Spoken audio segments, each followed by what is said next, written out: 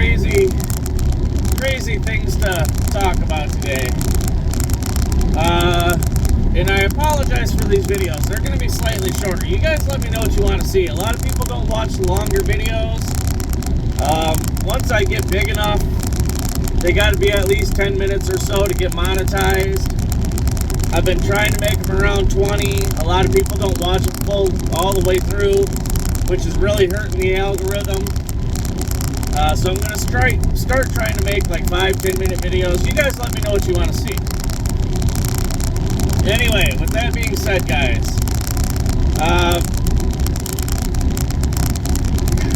I don't even know where to start because, once again, food warehouse fires, production plants, facilities, whatever you want to call it, they're going up in flames again, mysteriously.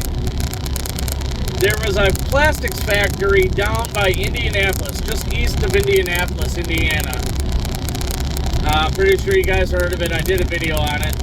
And I forget the name of the town. But anyway, the feds are involved now because it's way more toxic down there than they thought. They thought it was just going to be a fire, put it out, call it good. No. Apparently it's really toxic down there right now. Not good. You got North Korea launching what they call test missiles like crazy over real close by Japan, and it's starting to make NATO and a few other countries really nervous.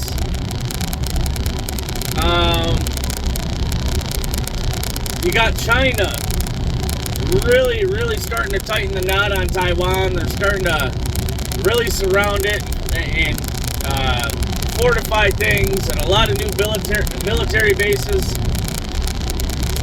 being made. A lot of China ships are out there really close to Taiwan. I think something's about to pop off on that aspect really soon. But the scariest thing of them all, guys, apparently the Russians had taken hold of a Ukrainian soldier and decapitated him. It goes against, which doesn't make sense. I guess apparently there's a code of conduct for war for people you capture, I guess. I don't know. I didn't know there was such a thing. But anyway, I guess it goes against the code of conduct. And now both Canada and the U.S. are now labeling Russia on the same level as the ISIS terrorist. Not only that, but you got Canadians importing a bunch of weapons and ammunition down to Ukraine to help fight on the battlefield. Russia's really pissed off, guys, because a lot of NATO ally countries, they're stepping in. And apparently there was some information leaked the other day that Russians got a hold of, basically showing NATO's moves, and they're not happy. I expect a strike from Russia real soon. The fact that the U.S. and Canada had just labeled Russians, well, Russia itself, on the same level playing field as ISIS is a bit freaky. They say they have to take action immediately. So we'll see how that goes. I think I just had a state cop turn around on me. Guess we'll find out on that too. Anyway, guys, really start paying attention. And I'm also hearing, you guys remember I asked you a while back to pay attention since the CBDC, Central Bank Digital Currency, rolled out in April 3rd, actually is when they flipped the switch on it. They say it's supposed to go into full effect by July. Wouldn't that be something? July 3rd. or July 4th. But, oh, nope, cops pulling somebody else over. So we gained our independence July 4th, 1776. Watch it be taken away from us July 4th, 2023. Wouldn't that be something? Wouldn't that just be crazy if that's when the government grabbed everybody, sorry ladies, but everybody, by the cojones and just squeezed as tight as they could and said no more? Another scary part of that, guys, is because of everything going on. The militias around the U.S., one of the bigger ones, the Michigan militia, they're starting to get into contact with a lot of these bigger biker groups. You know, these biker groups that have a couple thousand, few thousand people. These militias are starting to get into contact with them, guys.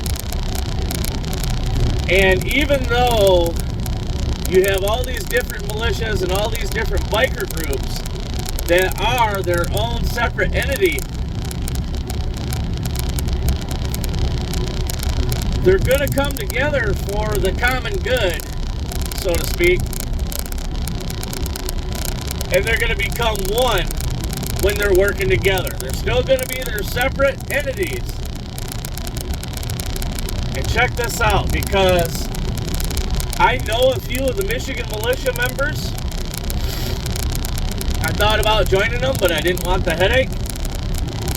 I mean, I'm pretty extreme as is when it comes to talking about this stuff. But I don't need to be a radical, I guess, so to speak, if you will. A lot of those people are, you know, felons, and a lot of people that are just eager to start shit and pull the trigger. I don't necessarily know if I want, you know, I support them, and I would fight alongside them should it come down to it. But I don't want unnecessary, or, you know, heat on myself, I guess, if you will. But anyway, so I find it interesting because a young lady I grew up with and had a severe crush on for a long time, she is married to, now, this was many years ago, I was like 16, 17, when I had a crush on this young lady. I'm now 41. Anyway, she's now married to one of the leaders of a biker group. No, they're not a gang. They're just a really friendly biker group. But if somebody has an issue with one of their members, they're all going to step up and handle it, sort of thing. But they're not the ones to go out and just pull a trigger just to pull a trigger. You know what I mean? Anyway, the militias are getting a hold of these biker groups. And I know a couple of the Michigan militia members, like I said. And they're starting to get in touch with biker groups. And basically what it boils down to is you got chapters everywhere throughout the U.S. Like, we got a couple different chapters right in my hometown. I'm pretty sure some of you guys know what I'm talking about. There's chapters everywhere, all over the U.S. You know, like the Outriders Motorcycle Club, the Muskegon chapter, or the Outriders Motorcycle Club, the California chapter, whatever the case may be. There's chapters everywhere, and there's who knows however many members per chapter. Anyway, I know I'm rambling on. I'm sorry about that. So basically what I'm getting at is they are preparing in the event of civil unrest here in the U.S. because the dollar is crashing so fast. that it's unreal. I'm already seeing reports of places refusing to take paper money, guys. And if it keeps down this path, you're going to be wiping your ass with a $100 bill because it's going to be worthless. Literally worthless. Real soon. The only way you're going to be able to make a transaction is going to be digitally. There's going to be no more taking paper cash and buying a used car off of somebody selling it off of Craigslist or Facebook Marketplace. You know, I guess there's a slight positive side to this. These heroin and meth dealers and whatever else, they're not going to be on a street corner selling a dime bag for $10. Not unless they're taking debit card, which you can obviously track, because paper is going to be worthless. So I guess there's a positive side right there, but that's literally the only one I can see. Jesus Christ, a rock just hit my truck. Anyway, probably flew off my tire. Anyway, guys, get prepared. The fact that Russians had beheaded a Ukrainian soldier, they are now on the same playing field as ISIS terrorists. And the fact that NATO and NATO allied countries, along with Canada, says something has to be done.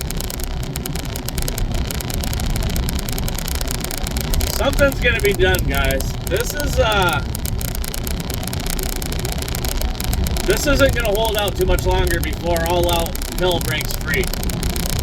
Get prepared, guys. I love y'all. Stay safe out there. Again, if you need a full face respirator, please go over to parcelsafety.com. Use promo code PS23 and you will receive 15% off your order. Again, parcelsafety.com. Code PS23 to save 15% off your order.